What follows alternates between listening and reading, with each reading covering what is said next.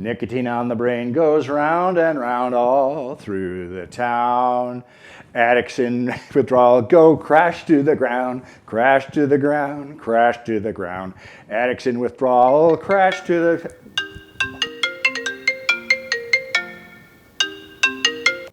Hello, Miss Prescott. Yes? Actually, I was just rehearsing that right now. Yeah, I'll be ready to go on Thursday for your group of preschoolers. How many 3- and 4-year-olds are you going to have there? Should be fun. Okay, I'll see you then. So, you know, the younger and younger ages that people are starting to vape, I've kind of tried to be a step ahead of it, and so I'm preparing a preschool anti-vaping presentation. Just kidding. Well, maybe not. Actually, there's a lot to do in our work, and I'm here today to tell you a little bit about youth. Welcome to the 2023 live statewide TPC training, everyone. I'm Charlie S. I'm with RollCap. I've been there for 15 years, the last 6 of which I've been a wellness coordinator. And what I mainly do is do TPC work with youth, do peer-to-peer education, and put out videos. We do stuff to help reduce initiation and also send people who are addicted to vaping or other tobacco delivery devices to the quit line. A little bit more about me. I have 20 years of experiential education with youth. I had 5.5 years with Job Corps, and I had about 1,300 youth come through there, and I worked directly with them, doing a lot of interpersonal stuff in groups and one-on-one. I'm actually talking to you in video today because I'm not here. I'm in Italy, but I am here in spirit, and with me today I've got my wonderful teen ambassadors, Lena Adias and Roy Armstrong, who will present after I'm done with my little spiel here. So, one of the things I'd like to do is break this out into sections so that it's kind of a framework for you to create your own presentations to youth and others that you might encounter in your travels in our work. I would say the first thing is to understand the youth world. And one of the main components of that is there's an us versus them thing that we have to debunk or get rid of. And so many times when administrators or teachers call me, it's you need to talk to them about vaping. We need to do this to them.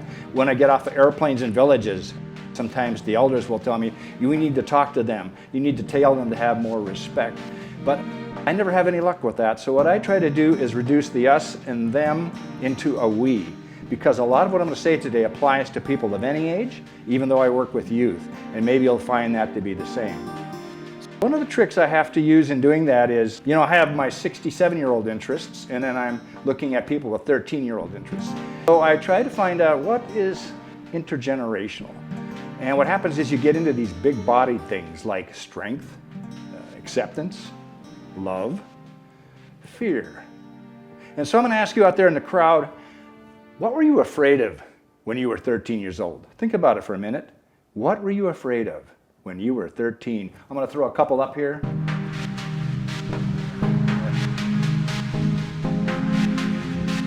So chances are good that if you were like I was when you were 13, nicotine addiction or cigarettes or vaping wasn't invented, but tobacco probably wasn't up on that list, The chances are very good also that when you go into a classroom full of 13-year-olds, vaping or nicotine addiction is not very high up on their list. So you have to come up with an approach. Now, we are TPC and we need to do this work. And so it's not like we can back out and just not do the work. We have to have an approach that we think is effective. And put this in your notes. You're going to make mistakes. You're going to make things that don't work. You're going to make some things that work. And I would say capitalize on the things that work for you. And the other thing to remember when you're presenting is no group is ever the same. In some groups, you'll have wild success, wild engagement, follow-ups. In others, they're going to put their head down on the desk and you wonder if you're saying anything to anybody at all. So do not be discouraged in your line of work. Okay, so the approach. These are the requests I get. I get requests for Tobacco 101, which is everything from the history of the tobacco industry to its marketing campaigns, to adults in the 50s, all the way through youth today. I get a lot of requests for presentations on chewing and ICMIC too, especially out in the western or northwestern parts of the state. So those are the topics. One thing though is that they tend to be, if I just approach them just from the standpoint of the topics alone, they become a little encyclopedic.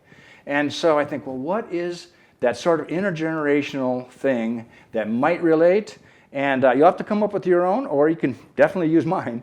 But the one sort of homogeneous factor that I have is addiction. From addiction, I can build my presentation out to address all the specific areas of tobacco, even in the same presentation, or I can piecemeal, chewing, vaping, hic-nic, whatever I want to do, I can piecemeal that out. So I have another reason for going with addiction, and that is, if we look at tobacco's past, from the 50s with cigarettes, jump to the 2000s and the emergence of the e-cigarettes and the pouches, and look at how fast things are moving today with puff bars and other disposables, we can only assume that the delivery methods are going to keep evolving as the years go on. But the one thing that won't change is addiction to nicotine. This is the way that tobacco companies work. They know that this ubiquitous factor will drive their sales. And so by using addiction, I can hedge myself so that this presentation that I give in the classrooms will be good 10 years from now, maybe 20 years from now, hopefully not that long. Hopefully we get some sort of a big win in TPC and abolish the nicotine/tobacco altogether. That's kind of dreamy, but that's what we're here for. When I go into the classroom, I introduce myself, sort of like I did to you. The one thing I ask for them is that they're going to trust me. And I say, you know, I can't scare you. I can't scare you about things, but I'm going to give you some information that I hope you can take out of this classroom with you today, and I'll trust you to make the decisions. I'm not going to worry about that. Once I'm done talking here today, my work with you is done. I hope you'll value the information and use it as an input when you make your decisions, not only in tobacco or nicotine, but some of the other things that are facing you in life. So, the first thing I do is try to engage them with something tactile. I use a rat trap. Probably many of you have seen that. I set the rat trap, we put a pencil in it, it snaps, goes flying into the ceiling, and then I have a trick where I disarm that trap and I ask for them to trust me and put their finger on the trigger. And nearly in all instances, I get somebody who will come forward and put their finger on that trigger. So then I say, well, that's what trust is like. So I'm going to have you trust me for the next hour, and I'm going to trust you for the rest of your lives. And I start delivering the information. Another little thing that I've used in my years, and that seems to be more effective than not, is to, whenever you come with props, have a box or a bag. There's always some intrigue at any age. What's inside the box? What's inside the bag? And from there, I bring out rat traps. I have a big trap I'll tell you about in the end here. All right, so the next element, and this is a big one, story. I said 20 years of experiential, 15 years at RoCap, but I have 30 years publishing in magazines, and even longer than that writing and getting rejected. So I've been a writer for probably the majority of my life.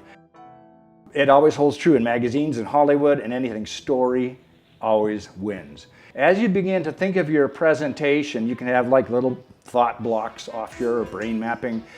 Think about storyline. You come into this classroom, let's say 25 students. And in there are some that are thinking about initiating, some that are trying a little bit, some who are hooked. So I also preface my presentations with saying, I'm not here to judge anybody at whatever stage you are. If you are using tobacco in any form, I'm not judging you. I'm just going to give you some information that I think is interesting based on some things that happened to me in my life. Going back to story, one of the things I like to say is chemicals are characters. I did a lot of research, and you'll end up doing research to bolster your presentations. You're going to run into a lot of incidental data in your reporting. Like I mentioned before, data is good for us TPCers. We use that. It's informing us in how we do all this work. But when you actually go into the classroom, if you start rattling off, like 1 in 4 students vape or something, they're probably not going to buy that. Nobody else to play. Your presentation was late. 36.5% of students 15 years old or younger had tried vaping, and in 2019, 40. That ought to dampen the data you're dumping out of your pie hole. We at TPC like data, but the youth, they don't care for data and they don't care for long presentations. In fact, I'm going to go to my texts right now. Lena and Roy and some of my other teen ambassadors very faithfully text me back when I have these questions. What do you like to see in a presentation? What works? So we're going to go to those now. We'll take a look.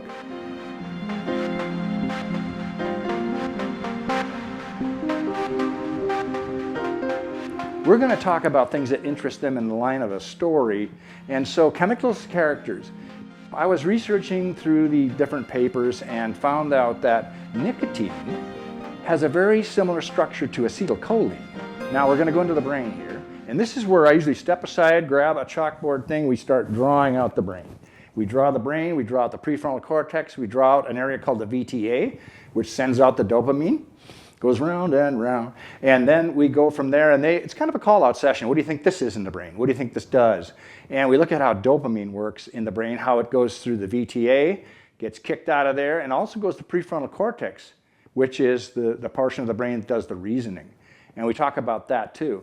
So anyway, acetylcholine is a great thing because it regulates the dopamine as it needs to go into your brain. And one day I was looking at some scholarly papers and I was looking at, well, how does this all work? And I came across these graphics, which I will show you now.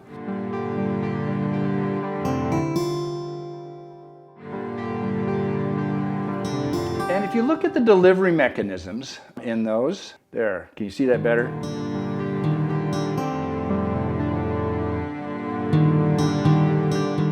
So what I found was, this is very interesting because there's a story here in delivery.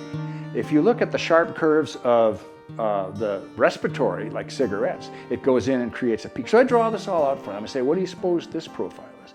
Now this applies to vaping as well. So if you are going into the exact topic of vaping, this is a good one. The delivery is, it's quick and then it decays. And that's why somebody who starts vaping has to run to the bathroom for passes and several times a day, or if not during the hour. So we talk about nicotine delivery patterns. Now let's get back to the story part. I was thinking one night, and I sometimes wake up with this stuff, and I was thinking about what I discovered with chewing tobacco, which was a very, here's chewing tobacco again, and here's vaping. And I was thinking, well, what is this all about? And I think about my own life. This is going back to my own experience, and I was an addict, and maybe still am. I've been tobacco-free for years, but it's still always there in your brain once you start some kind of a chemical dependency. And I thought, what if I did both? And I went, oh my gosh, when I fished crab in Alaska when I first moved up, I was a dual user. And now I suddenly understood why. I could take a cigarette out on the deck of the boat and get that instant oof into the bloodstream, into the central nervous system. And then, when I had to be out on deck and the big waves are coming over and bashing us, we're all wet, and I had gloves on, I could have a big chew in my mouth, and that would sustain me. I even slept with chew in my berth, we were anchored up and stuff, so that's how addicted I was.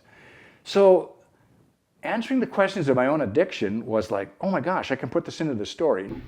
And so, I did something else that made my nicotine go like this. In fact, it went past 2 hours, it went 4. What do you suppose that was? What kind? Chew. Chew has a slower, it's actually a more gradual, a slower delivery time at the beginning, but it sustains that out over time. It keeps on. So, I want to live here. This is where I'm happy, right? Up in there. So I smoked when I was between crab pot strings. Go out and I'd roll my own, because I didn't like filters. I'd roll my own cigarettes, smoke out of the window on the back deck. But then when it's time to pull the pots and the waves are hitting us, I'd load up with chew. So in essence, I lived a good part of my life constantly, even I slept with it, so I could maintain that nicotine level to maintain my addiction, to satisfy those neuroreceptors. Another ingredient in my presentations is the development of the prefrontal cortex. We go back to the brain drawing, we show the VTA and all the chemicals going, and then that reasoning section of the brain. But I have to add that section of the brain doesn't mature until they're 25 years old. Rarely do I present to 25-year-olds. So I tell them that they got this great piece of their mind that's going to be kind of like a gift to them at 25, and that will give them reasoning. And for an example, I use your judgment in the oncoming, here you have a car you're going to pull out. Do you wait and let them go by, or do you have enough time to pull out and go? So I've told them that many, many times in presentations. I was driving about 2 months ago, and I'm waiting to pull out here by Sutton, and a car is coming. I thought, I look again, and went, oh my gosh. When I was 16, I had a colossal car wreck on the way to a rock concert. I had a girlfriend, which I was really awkward about dating, And this is a deal where my dad scored some tickets to Rare Earth. Now I'm really dating myself. But he had scored some tickets for this concert, and I had a friend, Mark, and he had a girl. And so we had kind of double date. We take off in my car. We come to an intersection. I look, and I go. Well, there's a hill over here. And here comes a 68 Biscayne Chevy, hammers my Dodge Monaco 67 right and T-bones me. A lot of injuries, but nothing sustained, and everybody got on with their lives. But anyway, it's a great story to tell them about driving, because many of these folks are on the cusp of getting their driver's license, and it's very applicable. So I tell them, I didn't have the reasoning. But here it is, a story element that I can implement into my little subtopic of the prefrontal cortex. Now, you may say, well, I don't want to put myself in a story. I don't have a story. Back in the 90s, I do a lot of writing, and I did a lot of fiction writing and a lot of undergraduate fiction studies. And some of you may know of Rolling Stone and the infamy of Hunter S. Thompson, the gonzo journalist. He was very entertaining, and he's faced a lot of criticism for true journalism versus putting himself in the story. Well, in the 90s, I had a great editor who invited me to put myself in the story. So I had, when I would go to do a fishery story and the divers for gooey ducks or clams were going on strike, this is before cell phones, I'd have them set up in my hotel room to negotiate with the processors. And so I actually kind of became a character or an agent in these stories. And it was kind of a fun way to write. And I had a lot of fun doing it, still do at times. So, but anyway, think about your own story or a story that you know about somebody else. We had this guy in our outfit, William Bartholomew Lujoin, from Tupelo, Mississippi. Monkeys, bats, shrews, snakes, anything that crawled or flew, if he caught it, he cooked it and ate it. And again, we in TPC can readily bring to mind loved ones and close people that we've lost to cancer, COPD, or some other thing. But I think the teens, they're bulletproof. Remember, I was 13 and had a dirt bike and all that stuff, and you couldn't kill me.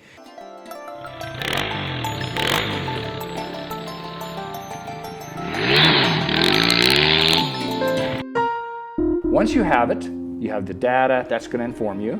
Then you come up with the story elements, and then it's time to outline your topics as you're going to present them in blocks.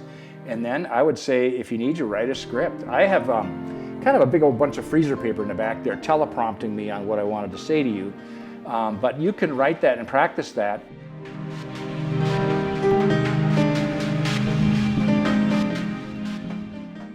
When you go into classrooms, you're only part of the intelligence that's in that room, and expect some really crazy, cool stuff to come from the youth themselves as they kind of journey with us together as presenters in TPC.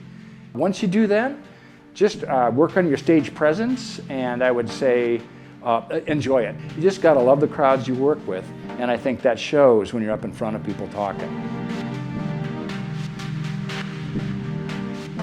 My finishing act in my presentation, I started with a rat trap, and that was symbolic of trust. This will not hurt you. And I end with a great big trap. Was this good or bad? Thumbs up, good. Thumbs sideways, thumbs down. What do you got from me on a Wednesday morning? A couple thumbs up, a couple non-voters. Okay, I'm gonna leave you with something. I'm done with my presentation unless there's more questions. More questions?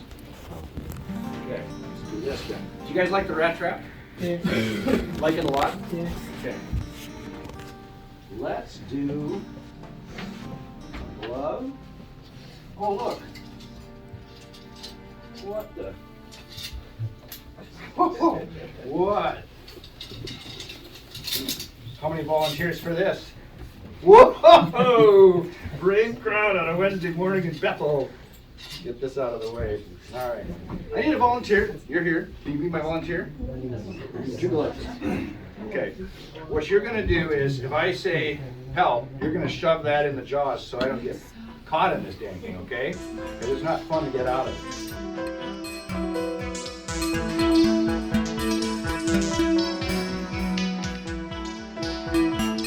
Stand. People stand, right? And then, so just be ready, but don't have your fingers on those. You're going to shove the glove in to jam the jaws. No, but just enough clearance to get my fingers out of it, okay? Ready?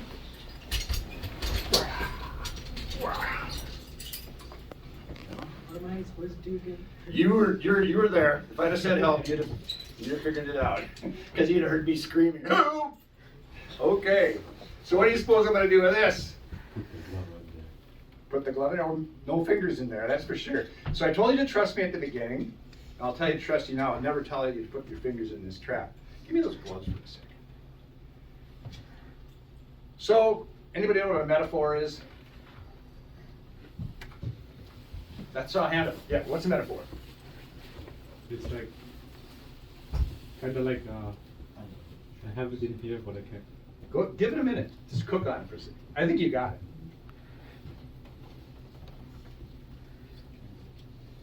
It's like talking about two different things at the same time. Yes, Something like that. something stands for something else. Yes. Kind of like a visual, something like describing. Yeah, you know where I'm going with this. Exactly. So what does this represent after what you heard today? What's the metaphor for the big trap? You said it. Say it really loud. Addiction, exactly. So there. Now, go ahead and pull that out of there for me, will you? You got it. Good. This, my friends, is nicotine addiction, and it's very hard to pull out of it. Very hard to pull out of it.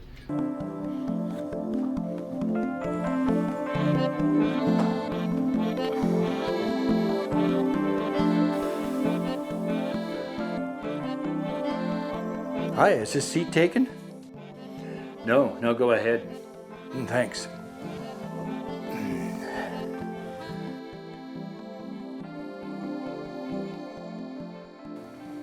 You okay? Yeah, I was just presenting and I was thinking about the stuff that I forgot to say that I wish I would have. And of the stuff I did say, I was thinking about the stuff that came out wrong. Especially that part about setting the big Wolverine trap. Wait, you were there? Yeah, I was there for that one, and I've been with you for countless other presentations you've given around the state. Wait, do I know you? No, unfortunately not. Most people at 67 years old know me well, but you've shut me out of your life since you were 13. Charlie, I'm your prefrontal cortex. That whole bit in there about me and using judgment, you've never listened to a thing I've said since you were born. But you weren't there. You weren't there on that night I had my big car wreck. I was. I remember that wreck like it was yesterday. Busted glass, blood everywhere. But like you told the crowd in there, I wasn't developed. I couldn't say a thing. But I can help you now. But how? You can tell that crowd at the TPC training not to use the big traps in classrooms or groups to prevent a serious injury. But I can't. My presentation is over. Oh, but you can, Charlie. We're not even there. This was pre-recorded in our past. So, go ahead. Tell them not to use the big traps. Do it. Use me, your voice of reason. He's right. There are countless other devices like puzzles, ropes, mazes, and other safe ways to show how nicotine traps the young and old. Hey, can I still ride my dirt bike this summer? We'll talk about that later.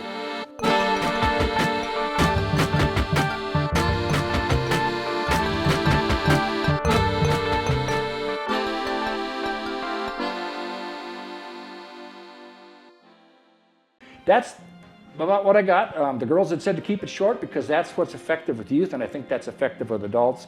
Thank you for having me here at TPC. Enjoy the rest of your days and your sessions here, and I can't wait to work with you when I get back from Italy. Talk to you soon.